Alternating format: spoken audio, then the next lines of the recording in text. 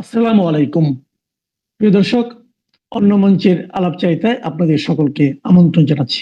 দায়মুক্তির সাংবিধানিক স্বীকৃতির শর্ত না মানলে ভেস্তে যাবে লন্ডন বৈঠকের সমঝোতা। দায়মুক্তির এই সাংবিধানিক স্বীকৃতি হলো জুলাই ঘোষণাপত্র। এনসিপির জুলাই ঘোষণাপত্রের সাথে ডক্টর ইউনূস জুড়ে দিয়েছেন আরো ৩ শর্ত, যেগুলো পূরণ না হলে হবে না জুলাই সনদ। ফলাফল, নো জুলাই সনদ, নো ইলেকশন। বেশ কয়েকবার হিমাগারে চলে যাওয়া জুলাই ঘোষণাপত্রের আলোচনা নতুন করে উঠে এসেছে। সরকারি কিংস পার্টি বলে পরিচিত এনসিপি সংবিধানের রাষ্ট্র পরিচালনার মূলনীতিতে জুলাই ঘোষণাপত্রের স্বীকৃতি ও কার্যকারিতা চায়। অন্যদিকে জুলাই ঘোষণাপত্রকে সংবিধানের মূলনীতিতে অন্তর্ভুক্তির বিষয়ে একমত নয় বিএনপি। দলটির মত হলো, ঘোষণাপত্রের পুরোটা না নিয়ে জুলাই আগস্ট ছাত্র গণ অভ্যুত্থানের চেতনাটুকু ধারণ করে স্বীকৃতি দেওয়ার জন্য চতুর্থ তফসিলে শুধু জুলাই অভ্যুত্থান 2024 আনা যেতে পারে। প্রশ্ন হলো, কিছুদিন পর পর জুলাই ঘোষণাপত্রের এই নাটক নিয়ে কেন হাজির হয় সরকার ও সরকার সমর্থকেরা? কারণ হলো, জুলাই আন্দোলন ও তার পরের সকল কাজের জন্য দায় মুক্তি চায় তারা। চায় ইনডেমনিটির সাংবিধানিক স্বীকৃতি। আবার শুধু জুলাই ঘোষণাপত্র নয়, সংস্কারের জন্য যে জুলাই সনদ হবে সেখানে অবশ্যই গ্রহণযোগ্য ৩টি শর্ত জুড়ে দিয়েছেন অধ্যাপক মোহাম্মদ ইউনূস, যেগুলো নিয়ে কড়া আপত্তি আছে বিএনপি ও তার সমমনা দলগুলোর। চলুন যাওয়া যাক বিশ্লেষণে। সবশেষ উপদেষ্টা আসিফ মাহমুদ বলেছেন, রাজনৈতিক দলগুলো একমত হলে 5ই আগস্ট জুলাই ঘোষণাপত্র আসতে পারে। ভিতরের খবর হলো, সেই ঐকমত্য যোজন যোজন দূরে আছে। সংবিধানের রাষ্ট্র পরিচালনার মূলনীতিতে জুলাই ঘোষণাপত্রের স্বীকৃতি ও কার্যকারিতা চায় জাতীয় নাগরিক পার্টি বা এনসিপি। এনসিপি এবং সরকার চায় সংবিধানে এমন বিধান যুক্ত করতে হবে যেখানে জুলাই আন্দোলনের আগে পরে সকল ভাঙচুর, পুলিশ হত্যা সহ সবকিছুর দায় মুক্তি দিতে হবে। সেজন্য তারা একটি নতুন সংবিধান চায়, যেখানে নতুন সংবিধানের প্রস্তাবনায় জুলাই ঘোষণাপত্র সংযুক্ত করতে হবে। কিন্তু তাতে রাজি নয় বিএনপি। প্রশ্ন হলো, এই দায় মুক্তি বিএনপিকে রাজনৈতিকভাবে কতটা সুবিধা দেবে, নাকি বঙ্গবন্ধু হত্যার ইনডেমনিটি অধ্যাদেশ কিংবা অপারেশন ক্লিন হার্টের মতো ঘটনাকে ইনডেমনিটি দেয়ার সাংবিধানিক বৈধতা দেয়ার মতো আরো একটি বিতর্কিত ঘটনার দায় বহন করতে হবে বিএনপিকে? বিএনপি আপাতত এমন দায় নিতে চায় না। দলটি মনে করে জুলাই ঘোষণাপত্রকে সংবিধানের মূলনীতিতে অন্তর্ভুক্ত করার মতো বিষয় নেই।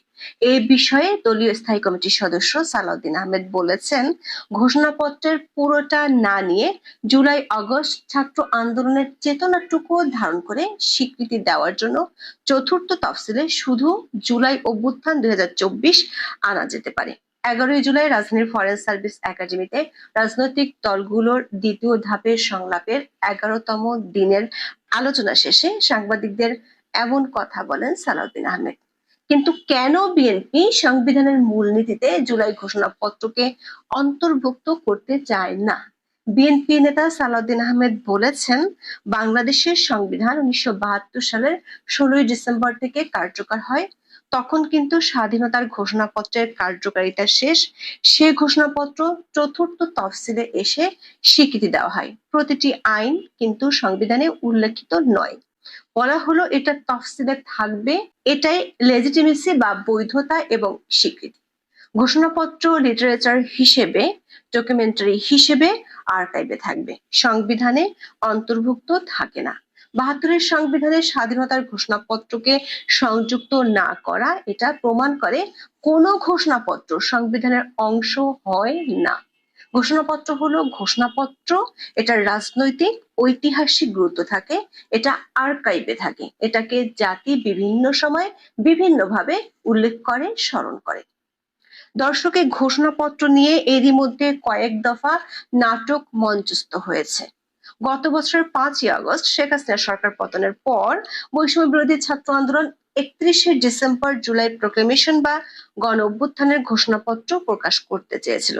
প্রথমে সরকার এই ঘোষণাপত্রের সাথে সম্পৃক্ত নয় বলেছিল, তারপর আবার নিজেরাই এ নিয়ে রাজনৈতিক দলগুলোর সাথে আলোচনা শুরু করে।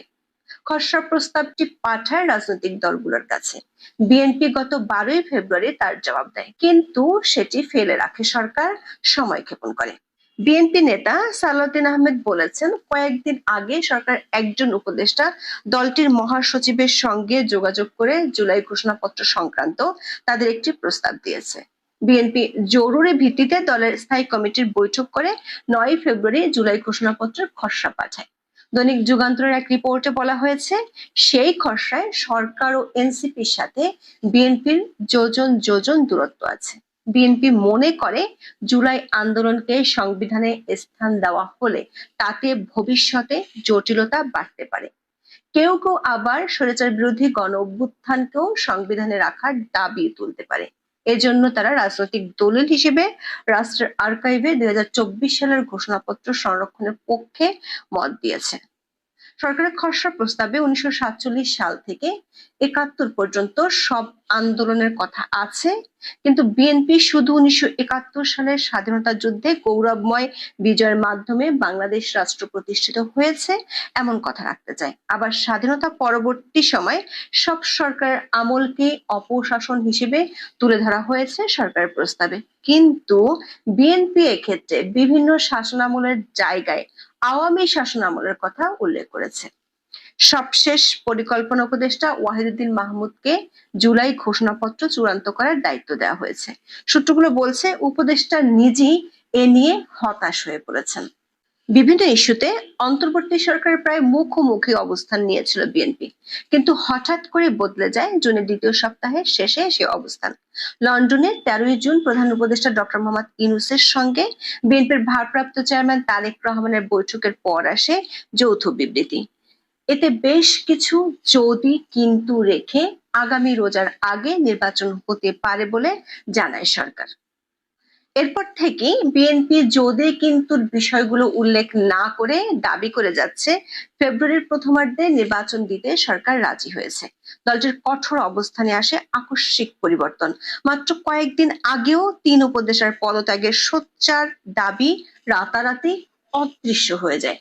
ঢাকা দক্ষিণের নগর ভবনের দখল ছেড়ে নিশ্চুপ হয়ে যান বিএনপি নেতা ইশরাক হোসেন। জাতীয় ঐকমত্য কমিশনের বৈঠকেও গত কিছুদিন ধরে বেশ নমনীয় বিএনপি। আওয়ামী লীগ সহ কোন রাজনৈতিক দল নিষিদ্ধের ইস্যুতেও নিজেদের অবস্থান থেকে সরে এসে আওয়ামী লীগকে নিষিদ্ধের জন্য সরকারকে ধন্যবাদও জানিয়েছে।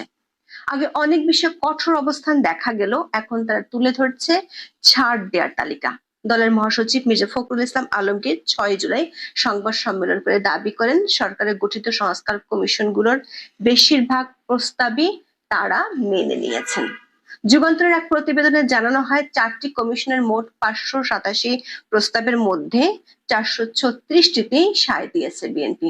এর মধ্যে দুদক সংস্কার কমিশনের 47 সুপারিশের 46টিতে, জনপ্রশাসন সংস্কার কমিশনের 208 সুপারিশের 187টিতে, বিচার বিভাগীয় সংস্কার কমিশনের 89 সুপারিশের 62টিতে এবং নির্বাচনী ব্যবস্থা বিষয়ক সংস্কার কমিশনের 243 সুপারিশের মধ্যে 141টিতে একমত বিএনপি।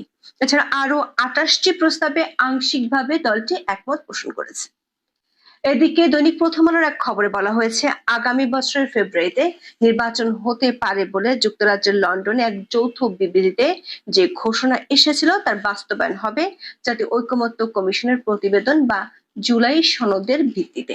10 জুলাই অন্তর্বর্তী সরকার প্রধান উপদেষ্টা অধ্যাপক মোহাম্মদ ইউনূস ঐকমত্য কমিশনের সহসভাপতি অধ্যাপক আলী রিয়াজের সঙ্গে এক বৈঠকে এমনটা জানিয়েছেন। আলোচনায় প্রধান উপদেষ্টা নির্বাচনের জন্য 3টি শর্ত দিয়েছেন, যেগুলো হলো সাংবিধানিক প্রতিষ্ঠানগুলোতে স্বাধীনভাবে নিরপেক্ষ নিয়োগের ব্যবস্থা নিশ্চিত করা, ভবিষ্যতে কোনো দল চাইলেই যাতে সংবিধান পরিবর্তন করে ফেলতে না পারে সে ধরনের বিধান এবং নারী আসনে সরাসরি নির্বাচনের ব্যবস্থা নিশ্চিত করা। এসব সংস্কার নিশ্চিত করেই নির্বাচন করার পক্ষে মত দেন প্রধান উপদেষ্টা। দর্শক, এই 3টিতেই রাজি নয় বিএনপি ও বেশ কয়েকটি দল, আর রাজি শুধু এনসিপি ও জামাত। সূত্রগুলো বলছে, জুলাই ঘোষণাপত্র হবে খেলার প্রথম গুটি। সে গুটির চালে সরকার ও সরকার সমর্থকরা আদায় করে নিতে চায় দায় মুক্তির গ্যারান্টি। সেটি শেষ হলে দ্বিতীয় গুটি হবে জুলাই সনদের 3টি শর্ত। ততদিনে যমুনার জল বহুদূর গড়িয়ে যাবে। ততক্ষণে এই দুই গুটিতে লন্ডন বন্দোবস্ত হয়তো ভেসে যাবে বন্যার জলে। এখন এ পর্যন্ত, সবাই ভালো থাকুন, সুস্থ থাকুন, নিরাপদে থাকুন। দেখা হবে আগামী পর্বে।